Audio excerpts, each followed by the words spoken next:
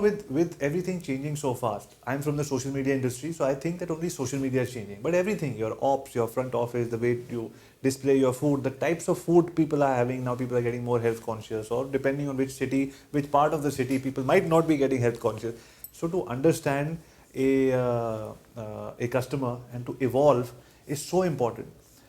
Do as the head of the company, as the GM, do you think today GMs, because this what we're doing, this is trying to document so that other people who are wanting to become GMs or starting off young and saying one day I'll become a GM, what is the message that you would like to give to them? Is this a constantly evolving role? Do you have to keep on learning, or is it like एक बार GM बन गए तो because a lot of people saying एक बार GM बन गए तो we're done. But I think the extra pressure is the battle starts when you become a GM. Correct. No, I think the getting a designation is a different story. I think just like pretty much like your business, we are constantly learning, and just like your artificial intelligence keeps learning from the feedback it receives, it's simultaneous learning. I think that feedback and the messaging and learning from that is pretty much simultaneous. I gave you an example this morning how we're learning, how do you manage the situation. This happens for the first time. Pretty much similar in the food and beverage front, rooms, housekeeping, security, risk management, regardless. It's constantly trying to see how can you make things simpler and how can you remove that stress from your employee journey or your guest journey.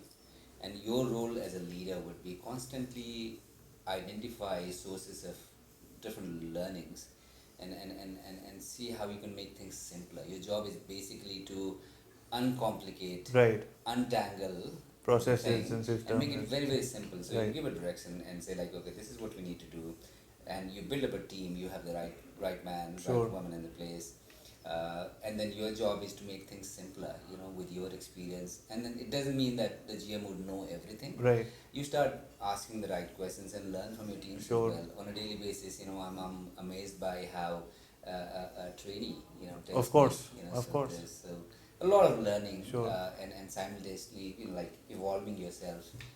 But tell me, because this things are changing so fast. So what happens is that you call your team and your HODs and everything, and you make a SOP. Then after few months, things change, and you want to make it simpler. Right. So by the time you've had repetitive workshops with them, so that now they know that this is the new SOP, it's changed. Correct. So in your mind, we change it really fast. But how do you translate it in such a large team that you have? That's a very, very good question, Avi. What we do is we have something called freedom within the framework. Okay. So our SOPs are, they tell you a purpose why you're doing this. Sure. So our SOPs will say like, what is it that you're trying to achieve? Okay. Why are you doing this? And what kind of value does it add to my guests and to my people and to my company? So the SOPs are pretty much strict in terms of what is it trying to achieve. The steps, I think, are pretty flexible. So if something doesn't work, if something doesn't work, you can always quickly go back and readjust, remodel, and find out what suits. And this is a very progressive industry. Sure. Like, things change overnight, things change in a couple of months. Right. And we keep updating it. Interesting. So it's a freedom within the framework. I like that. The framework is done. Right. And you're pretty much flexible inside the framework. Got it. That's interesting.